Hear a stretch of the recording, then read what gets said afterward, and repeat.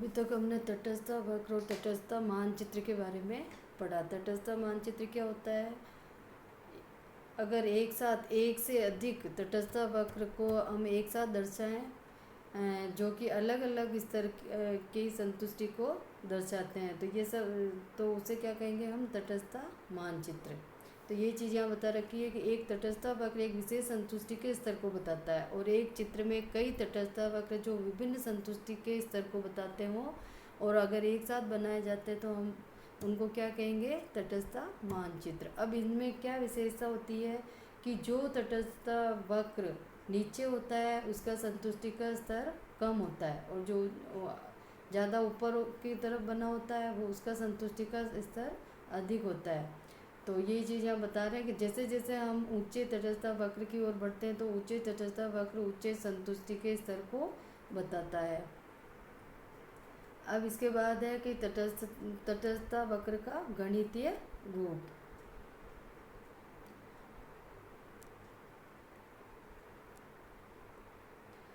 तो हमने इस पाठ के शुरू में ही उपयोगिता फलन के बारे में पढ़ा था। तो यहाँ तटस्थ वक्र पे भी क्या दर्शाया जाता है? एक तरह से उपयोगिता या संतुष्टि के स्तर को ही दिखाया जाता है। तो अलग अलग संयोगों के लिए अलग अलग दो संयोगों के लिए एक वक्र बनता है।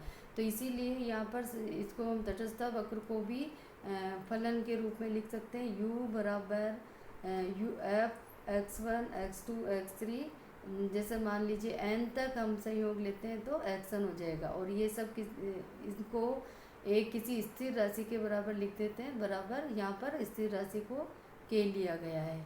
अब ये अगर हम केवल दो वस्तुएं लेते हैं तो वहाँ x और y मान लीजिए दो वस्तुएं हैं, तो तटस्थ वक्र इन दोनों वस्तुओं के विभिन्न संयोगों को बताएगा, और जो एक उपभोक्ता को कैसी संतुष्टि देता है? समान संतुष्टि। तो इसको गणितीय रूप में लिखेंगे u बराबर f, कोष्टक में लिख देंगे x कोमा y, और यहाँ पर u क्या है? संतुष्टि के स्तर को क्रमवाचक रूप में बताता है।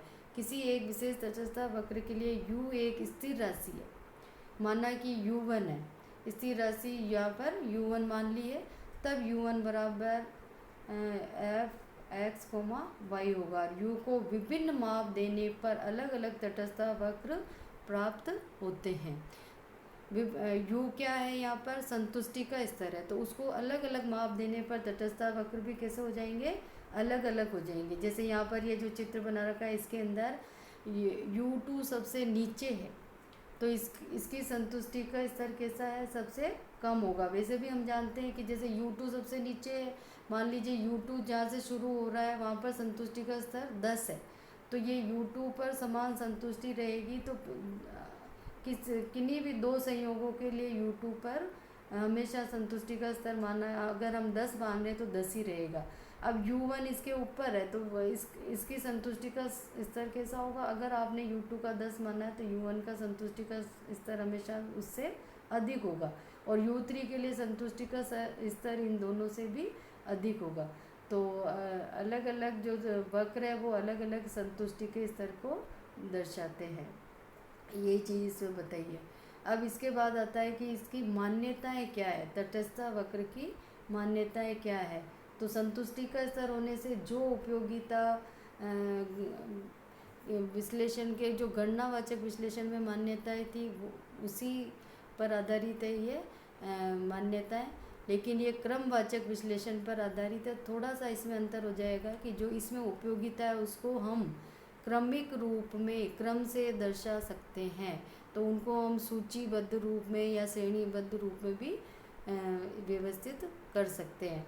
बाकी की मान्यताएं उसी के अनुसार है जो पहले थी। तो सबसे पहली मान्यता क्या है? विवेकशीलता। हम क्या मानते हैं कि उपभोक्ता विवेकशील है, वो अपनी आय के स्तर के आधार पर दो वस्तुओं को विभिन्न संयोगों के आधार पर क्रय कर सकता है जिससे उसको समान रूप से संतुष्टि प्राप्त हो। तो उपभोक्ता के आय स्तर व विभिन्न वस्तुओं की कीमतों के ज्ञात होने पर वह अपनी उपयोगिता को अधिकतम करता है, और ये भी माना जाता है उपयोगिता को अधिकतम करने के लिए उसे सभी संबंधित सूचनाओं की पूर्ण जानकारी होती है।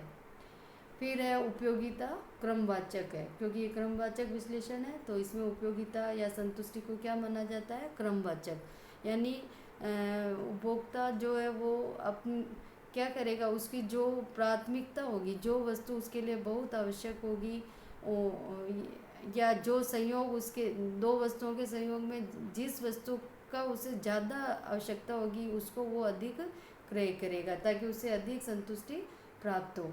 तो ये सत्य माना जाता है कि उपभोक्ता विभिन्न वस्तुओं के वस्तु समूहों को अपनी पसंद के अनुसार श्रेणीबद्ध यानी व्यवस्थित कर सकता है, और उसकी पसंद कैसी होती है, संगति युक्त होती है। उपभोक्ता का व्यवहार संगति युक्त माना जाता है। जैसे यदि उपभोक्ता ए को बी की तुलना में ए को बी की तुलना में और बी को सी की तुलना में पसंद करता है तो वह ए को भी क्या करेगा, सी की तुलना में पसंद करेगा। अब उपभोक्ता की कुल उपयोगिता विभिन्न वस्तुओं की उपभोग की गई मात्रा पर निर्भर करती है। फिर है जो मुख्य और महत्वपूर्ण है इसके अंदर, तटस्थता वक्र विश्लेषण में प्रतिस्थापन की सीमांत दर को घटती हुई माना जाता है। इसी मान्यता के आधार पर तटस्थता वक्र मूल बिंदु के उन्नतोदर होते हैं। हम जो तटस्थता वक्र की आकृति देखते हैं वो मूल बिंदु के और उन्नतोदर होते हैं। और ये क्यों होता है, प्रतिस्थापन की सीमांत दर के लिए। प्रतिस्थापन की सीमांत दर का क्या मतलब है, जैसे दो वस्तुओं के संयोग हम लें तो जो अगर दूसरी वस्तु का पहली वस्तु का संयोग हमें बढ़ाना है तो दूसरी वस्तु के संयोग को हमें क्या करना पड़ेगा, कम करना पड़ेगा, तभी हमारी जो संतुष्टि है या उपयोगिता है वो उसकी दर कैसी होगी, समान रहेगी। तो ये जो दर जो संतुष्टि समान रखने के लिए जो संयोग में जो तटस्थ रहता है उपभोक्ता, ये क्या है, प्रतिस्थापन की सीमांत दर कहलाती है कि एक वस्तु की मात्रा को बढ़ाने के लिए दूसरी वस्तु की मात्रा को कम करना पड़ता है। अब इसी को आगे और समझाया गया है प्रतिस्थापन की सीमांत दर। यहाँ दो वस्तुएं x और y है, तो y वस्तु के लिए x वस्तु की प्रतिस्थापन की सीमांत दर y वस्तु की वे मात्राएं होती है जो x वस्तु की प्रत्येक अतिरिक्त इकाई को प्राप्त करने के लिए त्यागी जाती है। मतलब क्या है कि x वस्तु की अतिरिक्त इकाई को अगर हम बढ़ाएं तो y वस्तु की जो मात्रा है उसको क्या करेंगे, त्यागना पड़ेगा, ताकि उससे क्या हो, कुल संतुष्टि का स्तर कैसा रखा जा सके, समान रखा जा सके। तो इसी को हम क्या कहेंगे, प्रतिस्थापन की सीमांत दर। अब इसको मान लो हम एक उदाहरण से समझें, x वस्तु और y वस्तु, दो वस्तुएं हम ले रहे हैं यहाँ पर। प्रतिस्थापन की सीमांत दर छोटे रूप में लिखा है यहाँ पर MRS, क्योंकि प्रतिस्थापन की सीमांत दर को अंग्रेजी में कहते हैं मार्जिनल रेट ऑफ सब्स्टिट्यूशन। तो MRS और सूत्र इसका डेल्टा वाई बटेवा डेल्टा एक्स, यानी y वस्तु में परिवर्तन बटेवा x वस्तु में की मात्रा में परिवर्तन। तो अब यहाँ पर x वस्तु की प्रारंभ में क्या है, एक मात्रा है उसके, तो y वस्तु की है 25, और जब एक और मात्रा बढ़ा देते हैं x वस्तु की 2 कर देते हैं तो यहाँ पर y वस्तु की मात्रा कम करके 20 है। फिर उसके बाद एक मात्रा बढ़ाने पर y वस्तु की मात्रा 18 है। वापस एक मात्रा बढ़ाकर 4 करने पर y वस्तु की मात्रा 17 है। तो पहले संयोग में प्रतिस्थापन की दर क्योंकि परिवर्तन नहीं है तो नहीं होगा।